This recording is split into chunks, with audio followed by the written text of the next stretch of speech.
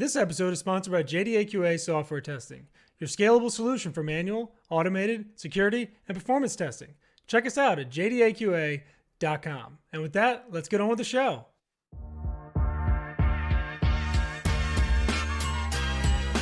This is The First Customer, hosted by Jay Agner.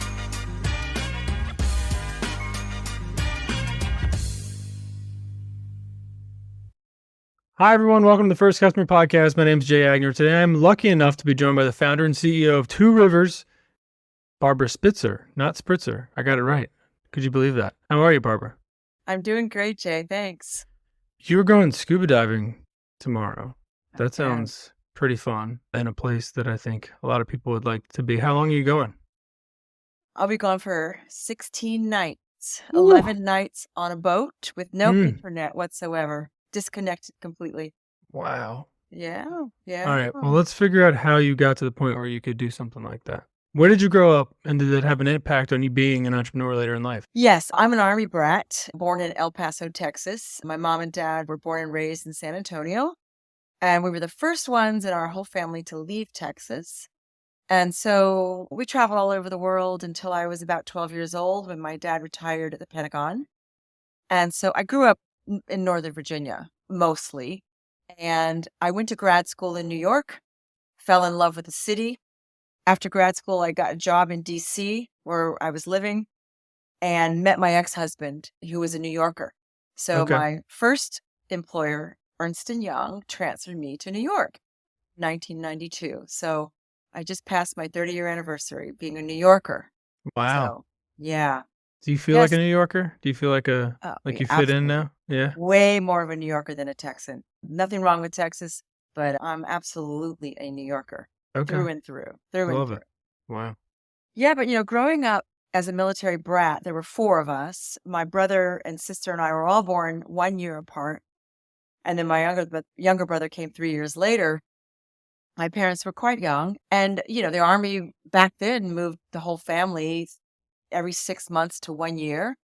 My dad was in Vietnam, and then my dad went to Korea after the war. And so he's gone a lot. So every time my dad went somewhere, they would send the family back to San Antonio so we'd be near the parents. So I think that lifestyle gave me two things: resilience, which made me really cut out to be a consultant.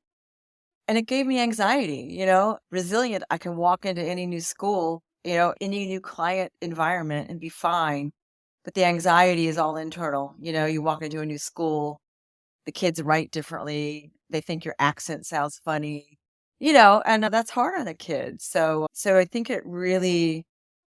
it's shaped. I'm not saying that it is why I chose consulting as a profession. I think I fell into that, but I think it made me good at it because the anxiety has a lot of positive attributes as well as some of the more well-known negative ones. Yeah, it's such an interesting dichotomy there between feeling comfortable and feeling uncomfortable. How do you get that part of you to win and come out and not turtle up and be the, poster child for somebody with anxiety? Yeah, yeah. Well, actually, the anxiety thing, I was diagnosed a couple of years ago, actually, I took a leave of absence after my mother died, and I decided to, go to therapy and just kind of get my head together because I exhausted myself in that journey of taking care of her. And I was like, oh, that explains so much, explains a lot about like, oh yeah, I remember I did that, I probably shouldn't have said that, but I know where that was coming from, So the positive side of all of that is, I think I realized maybe 10 years ago, like everyone worries about a presentation. Everyone worries about a client meeting. If they say they don't worry, they're not telling the truth. I don't care how accomplished you are as a speaker or with your clients, the nerves set in, So I kind of adopted a mantra of it's going to be over soon. It isn't going to last forever. And feeling the way I'm feeling, the nervousness is just a temporary thing. And so with that, plus I prepare for everything. I am a great preparer and I believe in preparing. I'm a good wing. I can wing it, but those are never my best meetings or my best presentations. So over preparing or just being prepared and knowing that the feeling of anxiety is just a temporary thing. It's going to Hmm. pass. Yeah, it's so funny you say that. I still get nervous with client meetings that I've had people that have been clients for years every time, especially if it's been good, right? You're like, is this the time Yeah. that it goes bad? But I think you just can't get in your own head like that, and it's going to be over soon is a great way to put it. I did notice, and it is interesting. I know a couple. I grew up in Virginia near Williamsburg, but so a lot Oh, of my cool. friends went to JMU. Yeah, I saw that. Industrial and organizational psychology. What Yeah. the hell is that? Yeah. Well, I wanted to be a clinical psychologist. I wanted to go to grad school and become a therapist. And when I got out of undergrad, my mom said, it's over. I'm not helping you pay for grad school. You got to go get an apartment. I just moved into a one bedroom or two bedroom. I don't have a bedroom for you. So I thought I was going to go work at the NIH and do some research on some rats for a while and then go to grad school. I kind of had to get my act together and get a job. So I got a job and it was a recession and I was a receptionist at a law firm. And then I got a job in believe it or not, a technology company that was building a software program, but it was Apple computers were just coming out. I know I'm aging myself, but so I said, okay, I love business. So I wanted to marry my love of psychology with business.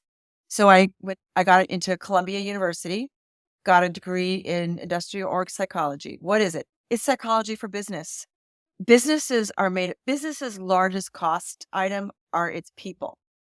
It's all about the knowledge work. And, manufacturers obviously have a lot of heavy assets, as do oil and gas companies and other types of industries, but they can't run without their people.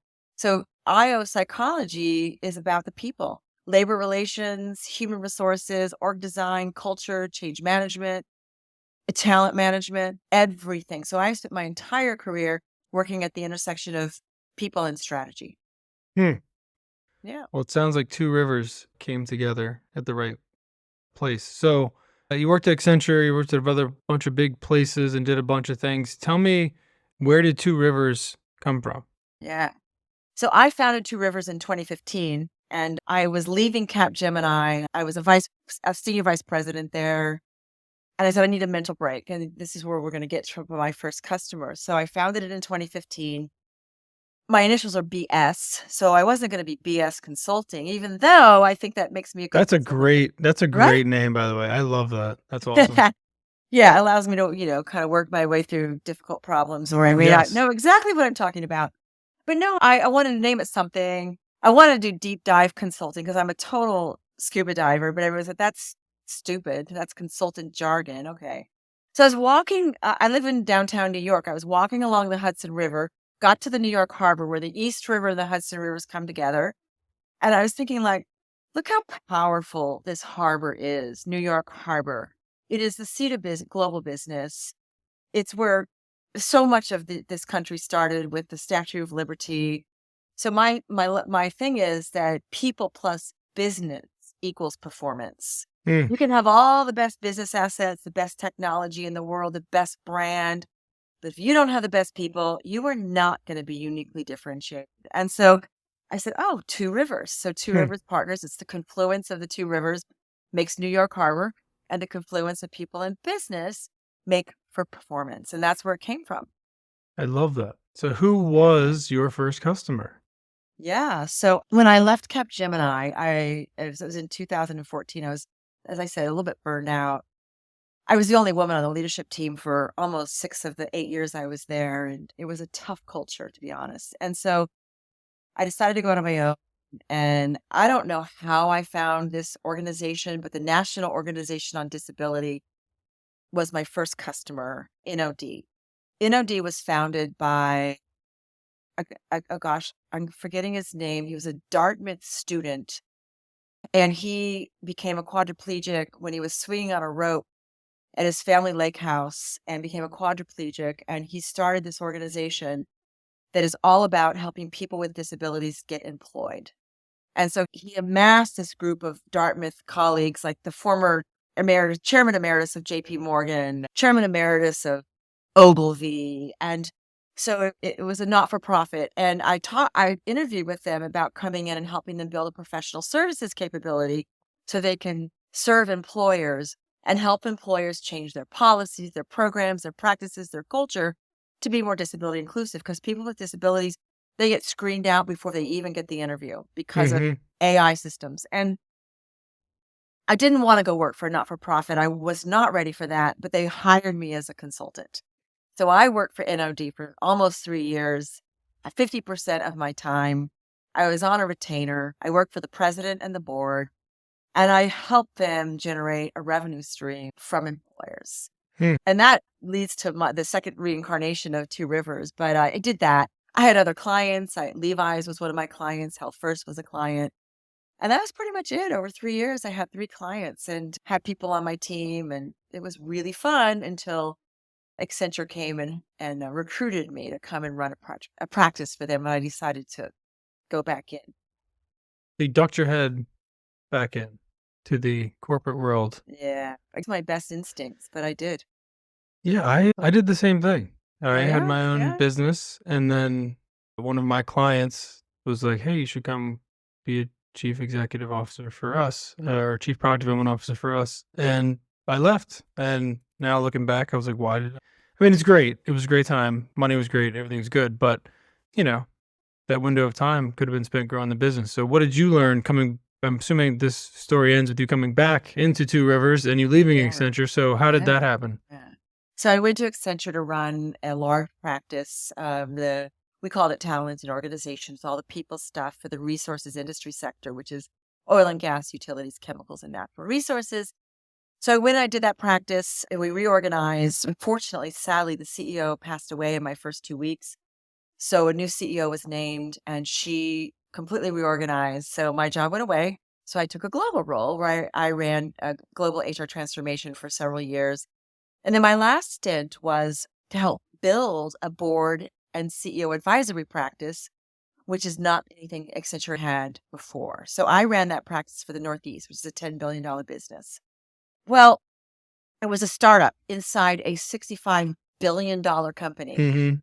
And the economy, as you know, took a bit of a turn. And Accenture in May announced 19,000 layoffs, 800 managing directors. The building a startup, building a market, you can imagine as a managing director, didn't have a lot of sales. So, I figured I was going to be one of the ones that would be leaving, and I was, and I was willing to raise my hand. I was going to leave in February of 2024 when I vested in all my stock. And I said, hey, make me whole and I'll go. And that happened. And in May, I left Accenture happily. Accenture's a great company. I adore the company. It's got a great culture. It's going through tremendous change right now. But I wasn't sure about going back in because of my Gemini experience, but I really wanted to do the job. I'm so happy I have Accenture on my resume and that I got to do the things that I did there, and I made many great friends. So I left Accenture. I immediately relaunched my business, and I've been so busy. I haven't sent out one email. It's all word of mouth. These opportunities have come to me. And here's the thing, Jay, I'm doing purpose driven work. I'm serving nonprofits, which I'm going to now change my website because I decided that's what I want to do. I don't want to help companies yet make more profit, implement more systems. I want to help purpose driven organizations be better. And so I'm helping to do a board assessment for a global nonprofit. I'm doing a growth strategy for a US nonprofit that deals in healthcare. So yeah, I found my thing. Do you think it's always been your thing? Or do you think something along the way? Do you think being more financially, we'll just call it stable if we want to be, but generic about it. But do you think what changed? Right. I mean, you wanted to build orgs and reorg and kind of make these changes in these big companies, but now it's Yeah. turned a little bit towards more altruism and kind of like being somebody who helps deliver change. What or did something change, or were we just not able to do that before? Well, I did not plan my career. I have a younger brother who would write on his calendar every day what outfit he was going to wear for the coming month. I did not plan my career. It just happened. It flowed. And the exposure to NOD in my first round of Two Rivers, I really got the bug for nonprofit. And then when I was in the board advisory service, I sort of pulled my head out of my client's operations and learned about governance. So I just recently received my NACD, National Association of Corporate Directors Boards Director certification. Very hard test. And I decided that I wanted to do board service. So I went out and got myself on 2 nonprofits, which I joined in January. One of them is National Alliance of Mental Illness, NAMI, New York City. They give free mental health services. The other one is Rescuing Leftover Cuisine. They're national, and they pick up food. Go to a meeting, there's tons of food left over. Guess what they do? They throw it in the garbage. So Rescue Leftover Cuisine, RLC, goes and picks up the food and delivers it to a homeless shelter, whoever needs food. Mhm. So I'm on 2 boards. I'm probably gonna say yes to another. I'm gonna be the board chair for this thing called Restless Development. It's a global entity. They train youth in leadership, how to lead against the biggest problems that the young people are facing.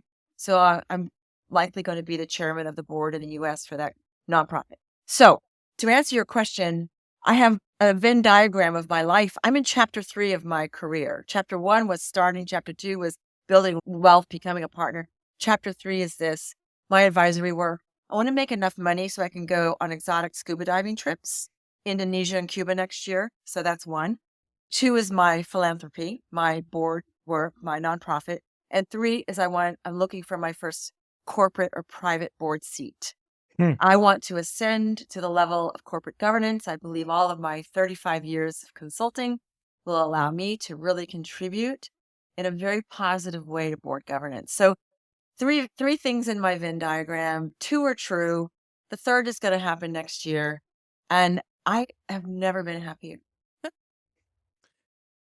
Um, how do you still run Two Rivers if you're the board and all these other things? I mean, I know it sounds like you're obviously very busy, but how do you make time for lights on, the main business? Yeah. So I'm a very productive person. I can get a lot done in a little bit of time, but I'm working on 3 clients right now with former Accenture colleagues who departed when I departed. So I've got some senior people, some junior people. So I have leverage, right? So for example, we just sold a gig and I am having 2 people do the work. Mhm. I took a small founder's fee for myself, but also my EA is helping them. So I don't have to do all the work myself, And so I've amassed a group of people who are working with me. And, it's so funny. I'm not driven by the money. So for example, I've decided am going to take the purpose driven angle. Working for not for profits, they're not going to pay, sure as heck won't pay the Accenture rate, but probably won't even pay my independent solo rate. And that's okay. I just want enough money to put in the bank so that I can go travel. I have enough money to retire now if I want to. So it isn't about the money. It's about the work. It's about building 2 rivers. It's about being busy and doing meaningful things. I think I have a lot to contribute to nonprofits. And by the way, these are large nonprofits. They have a lot of assets, revenue, Mhm. and they run like businesses. So, Right. if I can help them be better, one is sustainability, one is healthcare, then so anyway, I have a leverage model. I've got people working with me. Good. Excellent. If you had to start Twin Rivers over again tomorrow, 2 rivers.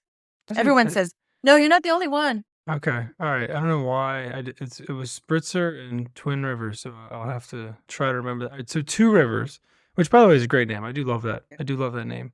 What would you do? What would be step one if you know somebody was going out to start a Yeah, and it's tough because yours is based on your experience and based on all these yeah, things that you've done.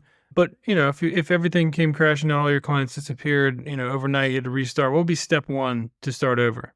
yeah. Great question. By the way, I listened to your podcast and some of the people on there, they build things, right? And I don't know if I have the brain to start a technology company. I feel in my mind that's harder because you're right. I'm a professional service. It's knowledge work. It is my relationships.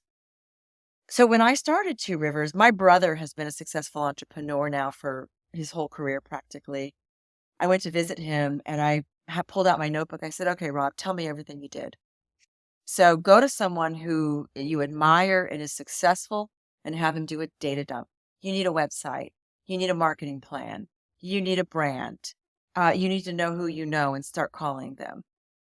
You need to know what you're selling, what's your portfolio. He didn't say go do a market study. He didn't say write a business plan. He said just get going, get moving, and start calling everyone you knew. So I hired someone to build my brand, my logo. I hired someone to build my website. This website now is the second iteration of that. And I was very fortunate. This NOD opportunity, the president loved me and said, Barbara, okay, I need half your time. And so I said, great. So I have 50% of my time billable within the first day I launched my site. So it's about relationship, and never be afraid to make the call, tell people what you're doing, tell them what you can do for them, and ask them for the work. If they don't have something for you now, they're going to have something for you later. Right. So, No, I love that. those are very simple things. No, but like I say, I'm not building something that doesn't exist. I'm Barbara Spitzer. I'm selling the relationships that I built over 35 years. Yeah, no, but I think they are the builders and the creators, and I don't think I'm one of them. I feel like I want to be, but I am similarly relationships and professional services, or technical services, whatever you want to call it. Yeah. And I think the world needs both of those. So I think they're lucky to have you. So all right, well, I have one more question, and I'm going to take two things off the table here because Cool. non-business related and non-scuba diving related. Um, if you could do anything in the world and you knew you wouldn't fail, what would it be? If I could do anything that I knew I wouldn't fail. Wow. Mm, I have to think about that. That's such a hard question. Just because, you know, okay, I want to raise a lot of money for the causes that I care about. I want to go talk to Bloomberg, Bill and Melinda Gates, Ford Foundation, wealthy people, and I want them to give me a lot of money so that we can train young people to be leaders. Because boy, oh boy, my generation is leaving these individuals with a real lot of mess to clean up. My grandparents didn't necessarily do it to me so in the same way, but I want to be really successful in raising money for great causes, like a lot of money.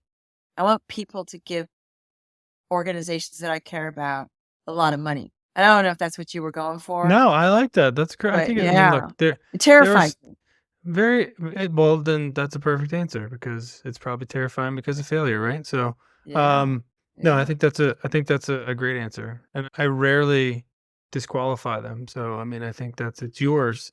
It's your answer for what you would do if you knew you couldn't fail. So, I love that. yeah. All right. If people want to find you, Barbara, how do they do that? Well, LinkedIn, Barbara.Spitzer. I am very active on LinkedIn. I write articles, I make posts. My company is Two Rivers Partners, spelled out.com. They can find me there. My email's on there. But yeah, follow me on LinkedIn. I Beautiful. love to interact on LinkedIn. I think it's a great platform.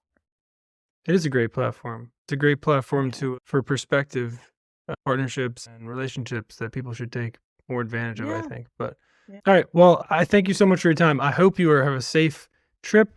I hope you take some really cool pictures. I hope you find some buried treasure or whatever it is you're searching for in the bottom of the ocean. And I hope you have a good rest of your week. All right. Thanks for being on, Thank, Barbara. thank you, Jay. See ya.